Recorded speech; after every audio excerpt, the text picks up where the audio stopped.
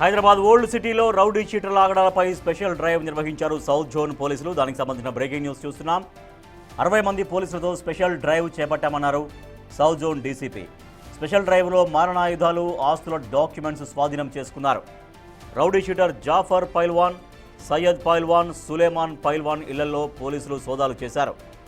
ప్రస్తుతం 3 రౌడీ షీటర్లు పరారీలో ఉండగా ప్రత్యేక బృందాలతో గాలిస్తున్నారు. రౌడీ షీటర్లకు సంబంధించిన సమాచారం తెలిస్తే పోలీసులకు సమాచారం అందించాలని సూచించారు సౌత్ జోన్ పోలీసులు. రౌడీ షీటర్లను, క్రిమినల్స్ను ఉక్కు పాదంతో అణిచి వేస్తామన్నారు డీసీపీ.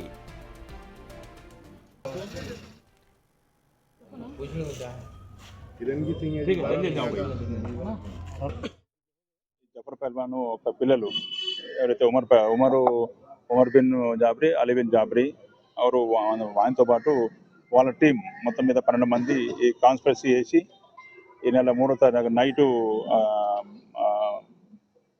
మర్డర్ చేయడం జరిగింది. ఆ మర్డర్లో భాగంగా ఇప్పటి వరకు మేము అవుట్ ఆఫ్ 12 మందిలో 8 మందిని అరెస్ట్ చేసినాము. రిమైనింగ్ వాళ్ళు అబ్స్కాండింగ్ ఉన్నారు. దాని గురించి స్పెషల్గా టీమ్స్ ఫామ్ చేసి అదే పని మీద తిరుగుతున్నాను. దాంట్లో భాగంగా ఏదైతే ఇప్పుడు ఈ అబ్స్కాండింగ్ ఉన్నారో ఎవరైతే ఆ నేమ్స్ ఇప్పుడు అంటే ఇన్వెస్టిగేషన్ నడుస్తుంది కాబట్టి ఆ నేమ్స్ మీకు చెప్పకూడదు కాబట్టి ఈ అబ్స్కాండింగ్ ఉన్న పర్సన్స్ జఫర్ పహల్వాను, దాంతోపాటు సయ్యద్ ఇంట్లో ఉన్నారని చెప్పి ఇన్ఫర్మేషన్ వస్తే మేము ఇవాళ మార్నింగ్ 6 టీమ్స్తోని స్పెషల్గా మా గౌరవ డీసీపీ సార్ ఇచ్చిన ఇన్స్ట్రక్షన్స్ దాని ప్రకారం స్పెషల్ టీమ్స్ ఫామ్ చేసి దాన్ని యాజ్ పర్ ది లీగల్గా సెర్చ్ వారెంట్ కూడా తీసుకొని దాంట్లో ఈరోజు మార్నింగ్ 7 తర్వాత ఎర్లీ మార్నింగ్ వాళ్ళ 2 ఇళ్లలో కూడా రైడ్ చేయడం జరిగింది.